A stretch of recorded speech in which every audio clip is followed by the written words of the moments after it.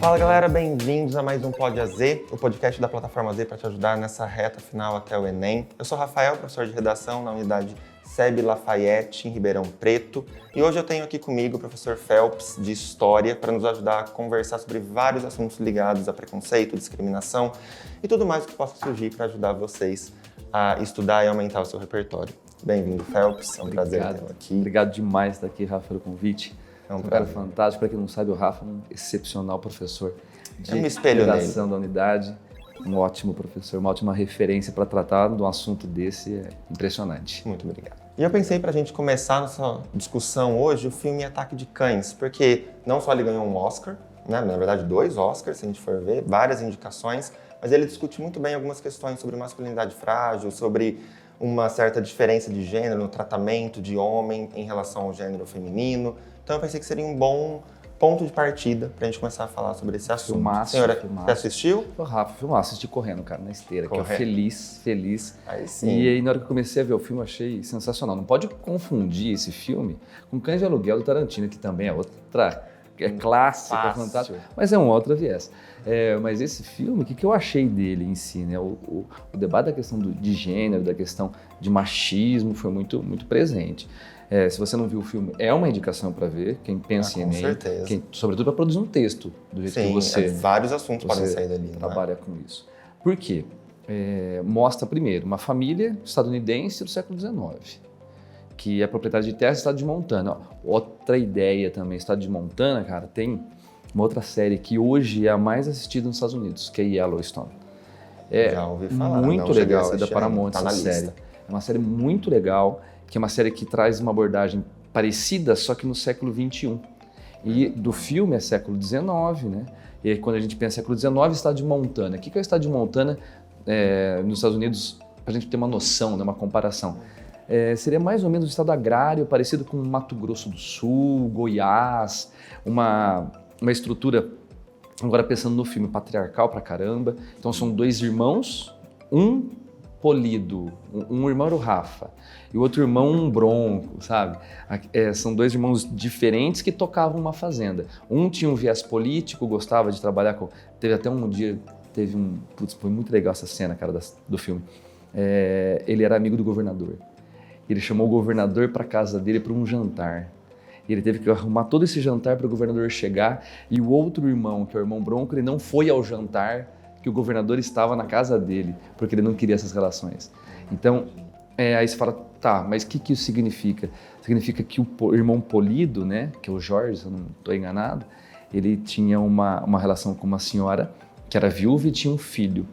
E esse filho dela tem uma questão que ele tinha um viés científico, racional, e ele também tem um problema que ele antes dele ir para a faculdade, ele não conseguia se conhecer um pouco, ele não conseguia entender as questões do próprio sexo dele, se ele era Questões hétero, se ele não era internas. hétero.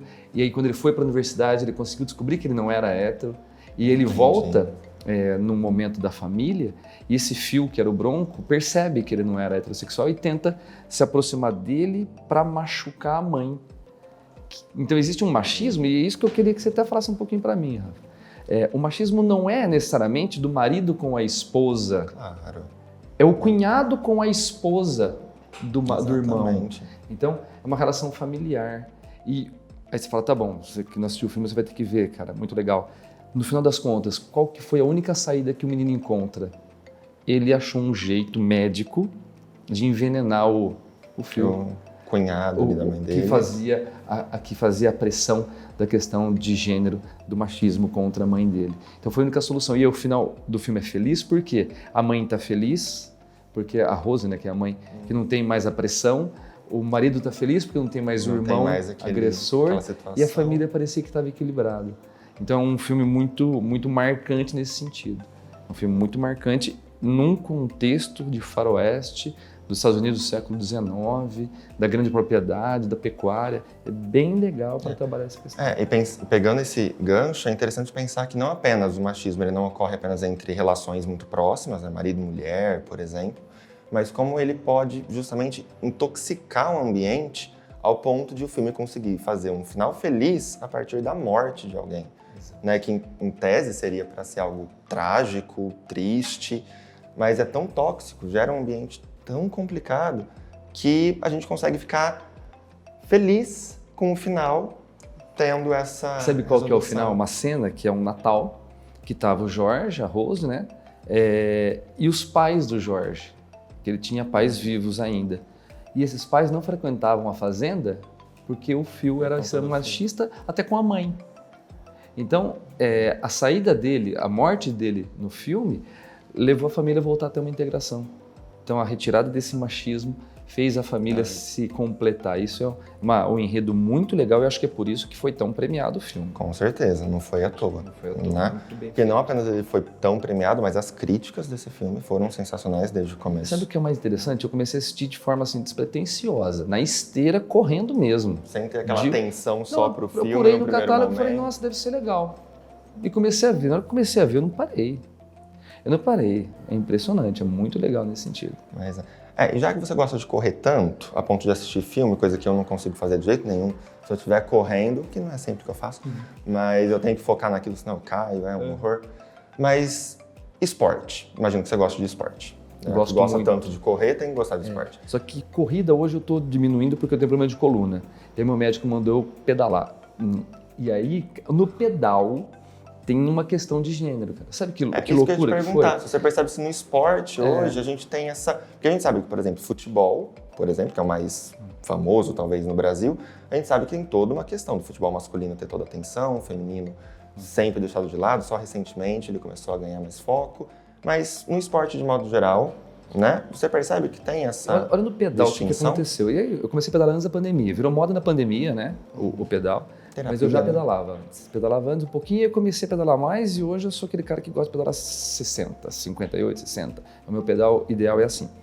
Aí, inclusive hoje eu pedalei. Tô feliz. Tô Pra bem começar calmo. o dia bem? Pra começar o dia bem. Eu acordei cedinho, pedalei 60, tô tranquilo. E aí a gente começa a interessar, né? Uma coisa que eu comecei a ver foi Tour de France. Uma competição sensacional, média de velocidade, equipamentos. Fala, nossa, que coisa legal. Eu comecei a pesquisar sobre o Tour de France feminino. Esse é o primeiro ano do Tour de France feminino.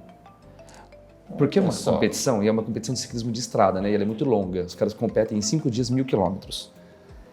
É muita coisa, né? É bastante impressionante. coisa. É 1.000 quilômetros. E eles achavam que as mulheres não iam ser Não capazes de terminar. Não aguentaria um trajeto. Eles não entendem que elas são capazes. Elas Não conseguem entendem. muito, facilmente. Olha só. Então não é só Brasil, né? Quando a gente pensa nisso, que a gente sabe que, por exemplo, da ONU, a 5ª meta global é justamente a igualdade de gênero e tudo mais. E só que muita gente, às vezes, no Brasil pensa que no Brasil a gente tem muita desigualdade, mas não é só aqui. Né? Uma meta É realmente de desenvolvimento geral. sustentável, a 5ª meta, que é a meta da igualdade de gênero. Então, se existe uma preocupação global de igualdade de gênero, nós temos que no nosso cotidiano também se preocupar com isso. E a necessidade de ter essa igualdade cada dia mais. Em salário, em acesso, em tudo. Tudo. Até no tratamento do cotidiano, né? Muitas vezes a gente tem uma distinção muito grande, até no modo como a gente, às vezes, para ser algo bem assim, simples, não, entre muitas aspas, não tão sério, mas até o modo como você, às vezes, pede licença para passar, né, por um lugar, tem alguma pessoa.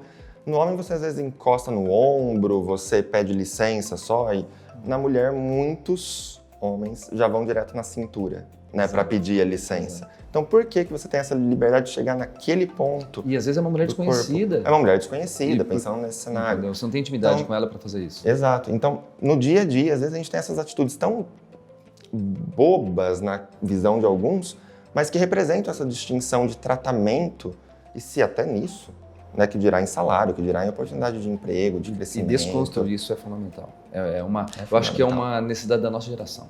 Eu acho que faz parte da nossa geração desconstruir essa questão machista. Sim, e a gente percebe que, de modo geral, a geração atual ela está muito mais atenta, né, a essas questões, tentando trazer a discussão. A gente tem séries ótimas que estão saindo sobre isso, filmes ótimos. A gente tem, por exemplo, Sex Education, né, uma das séries mais assistidas da Netflix, que retrata diversas questões ligadas à discriminação, preconceito, mas, por exemplo, ela retrata aquela questão do machismo internalizado, né, em um dos personagens, aí não falo qual para não ter spoiler, mas o machismo tão internalizado de que ele tinha que ser heterossexual, que ele demora episódios, temporadas, na verdade, para eventualmente perceber que, opa, eu não sou na verdade, eu sou bissexual. E aí muita coisa faz sentido no comportamento dele. Então a série ela aproveita isso para retratar que muita gente está nessa etapa, talvez. Você falou disso, lembra de Yellowstone. Sabe por quê? Porque em Yellowstone tem o personagem principal, que é o dono da fazenda, e montando também, só que já no século 20 para 21, e tem a filha dele, que é, com certeza, a filha preferida. E ela é uma personagem muito forte, um personagem forte da série, ela é fundamental, e ela, mesmo sendo do gênero feminino, ela é machista. Que é o machismo internalizado, né? Exatamente. Inclusive em mulheres, Exatamente. que reproduzem isso sem nem perceber. E é um debate que a nossa geração trouxe e que eu acho que é um fundamento da geração nossa conseguir superar. Com certeza. Trabalhar isso e mudar essa realidade. E são assuntos que, justamente nesse período que nós estamos, infelizmente, claro, estão cada vez mais comuns, né? Seja em produções cinematográficas, ou de seriado, ou em livros, né? Até em música a gente tem essas discussões. Então, hoje nós já tivemos uma boa leva de repertórios, né? Que os estudantes podem acompanhar, podem ver, talvez, dando ali uma corrida, né? Assiste ali uma série que nem você fez, então descansa um pouquinho porque é importante e ao mesmo tempo... O que é legal, Rafa, é trazer o debate para a geração. A nossa geração e a geração que está vindo, ela tem que trazer esse debate para a superfície, isso é importante. Exato. Então, que bom que temos esses meios, né, para conseguir levar isso para mais gente e nós estamos aqui também tentando levar mais conteúdo para a galera. Então, muito obrigado por Eu que agradeço, Rafa. Agradeço demais. Obrigado. E esse foi mais um Pode A Z para ajudar vocês a aumentarem seu repertório e, claro, né, não apenas, mas perceberem coisas muito importantes sobre a nossa realidade e sociedade. Até a próxima. Tchau, tchau.